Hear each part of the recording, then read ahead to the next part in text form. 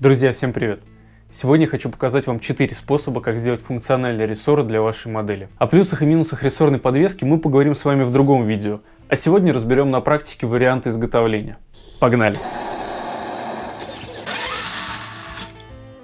Первым способом пользовались еще кастомайзеры древности. Берется металлическая линейка, желательно еще советская, и нарезается ножницами по металлу на полосы нужной ширины. Заготовка подгибается до нужного радиуса и загибаются ушки для крепления к раме.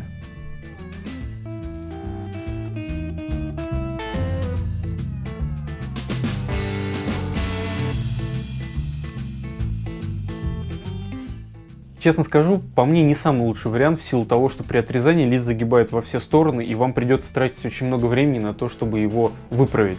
Но тем не менее этот способ имеет право на жизнь.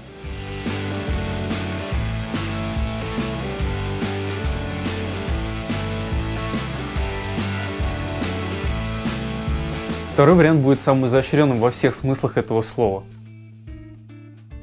Прежде всего нам понадобится шпатель из пружинной стали. Найти такие можно во многих строительных гипермаркетах или рынках. Затем из надфиля делаем скрайбер. Обычные скрайберы для пластика не подойдут.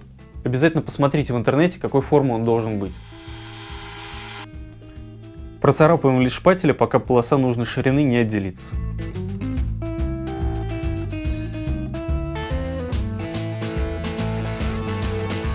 Большой плюс этого способа в том, что заготовки под рессоры остаются прямыми, а значит вам нужно тратить меньше времени на их обработку.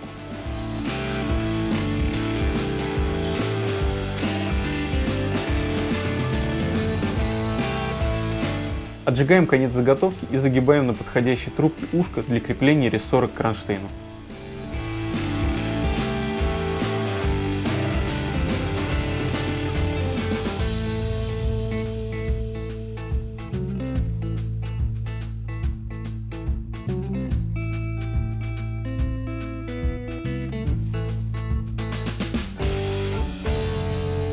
Честно скажу, процесс невероятно трудоемкий и самый дорогой, но если вы не можете найти заготовку подходящего размера, для вас это будет единственный выход. И кстати, на моем грузовике рессоры сделаны именно так. Видео можете посмотреть по подсказке. Если требуется просверлить отверстие в листе пружинной стали, то лучше всего это сделать перьевым сверлом по стеклу или керамике.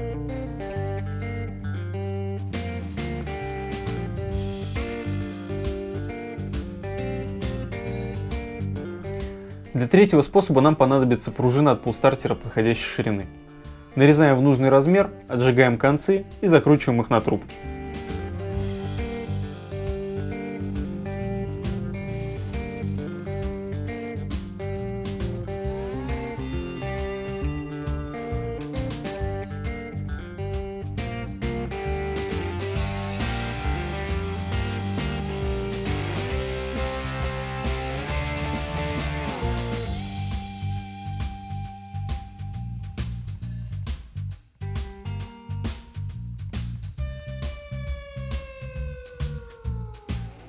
Это один из самых адекватных вариантов на данный момент. Единственный его недостаток лишь в том, что достаточно трудно найти пружину пулстартера нужной ширины. И достаточно узких нужной упругости я пока не находил. Поэтому считаю, что это исключительно грузовиковая тема. Думаю, что четвертый способ на данный момент будет самым популярным в силу своей простоты и доступности как по цене, так и по изготовлению. Идем в ближайший автомагазин и покупаем там самые дешевые бескаркасные щетки стеклоочистителя. Вынимаем из них металлические пластины, придающие форму, нарезаем в нужный размер и загибаем ушки для крепления.